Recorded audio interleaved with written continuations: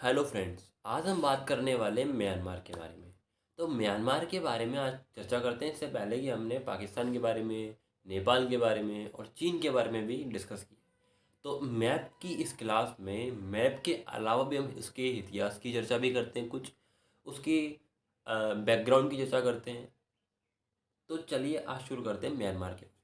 तो म्यांमार दोस्तों दक्षिणी एशिया का एक देश है, जिसे कि बर्मा या ब्रह्मा देश के नाम से भी जाना जाता है। इसकी जो कैपिटल है वर्तमान में नाइपी ताओ है। वह इसकी सबसे बड़ा जो शहर बोला जाता है या है रंगून, जिसे अब यांगून के नाम से जाना जाता है। वहीं इसकी जनसंख्या की बात करते हैं म्यांमार की, तो इस म्यांमार की जनसंख्या 5 करोड़ के आसपास है। वहीं इसकी जीडीपी जो है वो 93 बिलियन या 93 बिलियन के डॉलर के आसपास है, जो कि दुनिया का 59वां स्थान है। वहीं इसकी एच रैंक की बात करते हैं तो इसकी एच रैंक जो है 147 इसका एच रैंक है। अगर हम दोस्तों इसके मैप को देखते हैं म्यांमार की, तो दोस्तों इसके उत्तर में चीन है। वहीं इसके पूरब में पश्चिम में दोस्तों भारत है। वहीं इसके दक्षिण पश्चिम में इसके बांग्लादेश है। वहीं बांग्लादेश के ही इसके दक्षिण पश्चिम में बंगाल की खाड़ी भी है। वहीं इसकी अगर बात करते हैं हम पूर्व और दक्षिण में थाईलैंड और लाओस है। तो अगर दोस्तों हम इसकी ज्योग्राफी की तरफ आते हैं, तो दोस्तों इसकी जो सीमा है भारत में मिजोरम, नागालैंड, मणिपुर और अरुणाचल प्रदेश से लगती है।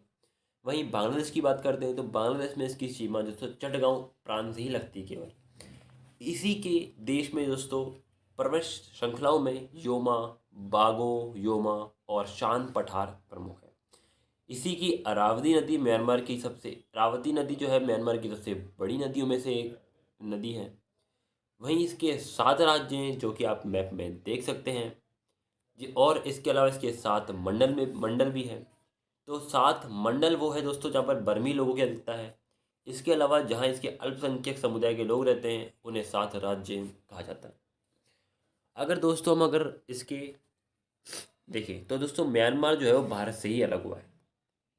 दोस्तों ये भारत से जो अलग हुआ था वो हुआ था 4 जनवरी 1948 में जाके। तो अगर दोस्तों थोड़ा सा इसके इतिहास की बात करते हैं तो 1948 में जाकर के म्यांमार को स्वतंत्रता मिलती है। वहीं इसके देश में दोस्तों इसकी मुद्रा का डिवैल्यूएशन भी हुआ है, जिसे कि हम 1987 में हुआ था। वहीं दोस्तों नेशनल लीग फॉर डेमोक्रेसी एक पार्टी है इनकी देश की। उसी की नेता को सेना ने एक बार सबसे पहली बार जो नज़रबंद किया था 1989 में किया था। पहली बार क्यों बोल रहा हूँ तो इसके अलावा 2020 में भी आपने सुना होगा कि आंग सान सू को जो है वो नज़रबंद किया गया है, जो कि इनकी नेता जो कि पार्टी की नेता थी। उसके बाद दोस्तों 1990 में जाकर के जो इसी पार्टी के नेशनल लीग फॉर डेमोक्रेसी की जो पार्टी थी उनने जाकर के चुनाव जीत लिया और दोस्तों वो अब सत्ता में आई। वहीं दोस्तों 1991 में जाकर के आंग सान सू को नोबल प्राइज़ भी मिला था। इसके अलावा अगर देखें दोस्तों 1995 में इन्हें फिर नज़रबंद कर लिया गया था, यानी कि 1989 में जाके इन्होंने चुनाव जीते थे। उसके 5 सालों के बाद दोस्तों इन्होंने इनको 1995 में जाकर के वापस नज़रबंद कर दिया गया था सेना ने। फिर 2008 में दोस्तों इनका संविधान में संशोधन किया जाता है और इसी के साथ दोस्तों 1/3 जो सीट है वो सेना के लिए रिजर्व कर दी जाती है। क्योंकि बार बार देखा जा रहा था कि सेना जिस प्रकार सत्ता में दखलंदाजी कर रही थी, तो क्यों ना इनके संविधान निर्माता को लगा कि क्यों ना हम इनके लिए वो जो है संसद में क्यों ना हम इनकी सीट को रिजर्व कर दिया जाए। तो इस वजह से 1/3 सीट जो है वो सेना के लिए रिजर्व कर दी गई थी। फिर 2011 में जाकर के दोस्तों फिर से चुनाव होते हैं और आंग सान सू की सरकार बन जाती है। अब दोस्तों संसद में क्या होता है ना, आंग सान सू की सरकार भी है और वहीं सेना के सदस्य भी बैठते थे, सेना के जो रिजर्व करी गई सीट। अब इनके बीच में हमेशा मतभेद होता रहता था। मतभेद हो जाने से क्या किया सेना ने इनको 2020 में फिर से नज़रबंद कर दिया और अब तक ये नज़रबंद ही है दोस्तों। जो आंग सान सू है, जो कि इनकी पिछली 2-3 बार इनकी प्राइम मिनिस्टर चुनी जा चुकी है, उन्हें अब जो है एक घर में एक कमरे में नज़रबंद किया गया है और अभी जो है म्यांमार में वो सैनिक शक्ति लागू है।